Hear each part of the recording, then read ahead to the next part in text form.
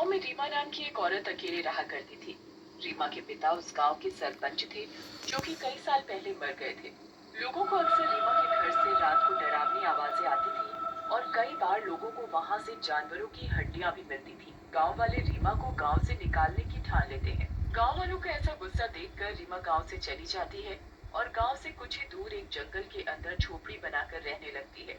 एक रात गांव में एक चुड़ैल आती है, तभी उसकी नजर घर के बाहर सो रही औरत पर पड़ती है। चुड़ैल औरत के पास जाती है और उसे गर्दन से पकड़कर उठा लेती है। कोई बचाओ रे, कोई बचाओ। लेकिन चुड़ैल औरत की गर्दन उखाड़ लेती है और अपनी गर्दन के साथ जोड़ लेती है। अगली रात फिर गांव में वही दो सिर वाली चुड़ैल आती है और अपने शिकार की तलाश कर रही होती है।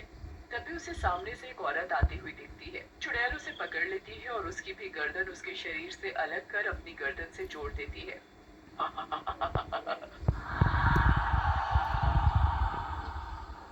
लल्लन भाई, एक ठो बात बोले। हमको ये रीमा के मकान में ही कौनो राज लागत है। फिर मुन्ना और लल्लन चुपके से घर के अंदर चले जाते हैं।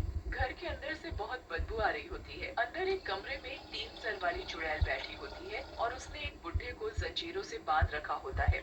चुड़ैल, तू कुछ नहीं कर पाएगी। मुन्ना और लल्लन सब कुछ खिड़की से देख रहे होते हैं। फिर गांव वाले रीमा के पास जंगल में जाते हैं और रीमा को बुलाते हैं। रीमा बेटी, ये तुम्हारे घर में क्या हो रहा है? दरअसल मेरे पिताजी ने बहुत साल पहले एक नौकरानी रख ली थी।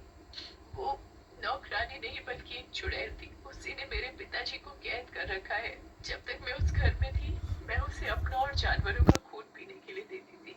लेकिन जब से आप लोगों ने मुझे घर से बाहर निकाला है, वो भूख के मारे बाहर आ गई है और लोगों को मार रही है। वो कह रही थी कि 5 सर होते ही वो इतनी शक्तियाँ पालेगी कि किसी के भी काबू में नहीं आएगी। फिर गांव वाले गांव में आ जाते हैं और एक योजना बनाते हैं। वो रीमा के सर के साथ एक नकली सिर लगा देते हैं और पास में आग लगा देते हैं।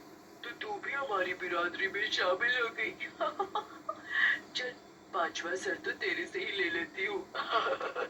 चुड़ैल उस सिर को अपने बाकी सिरों के साथ जोड़ने की कोशिश करती है, लेकिन नकली सर होने के कारण वो नहीं जुड़ता। मैं अब तेरा ही सर लगाऊंगी।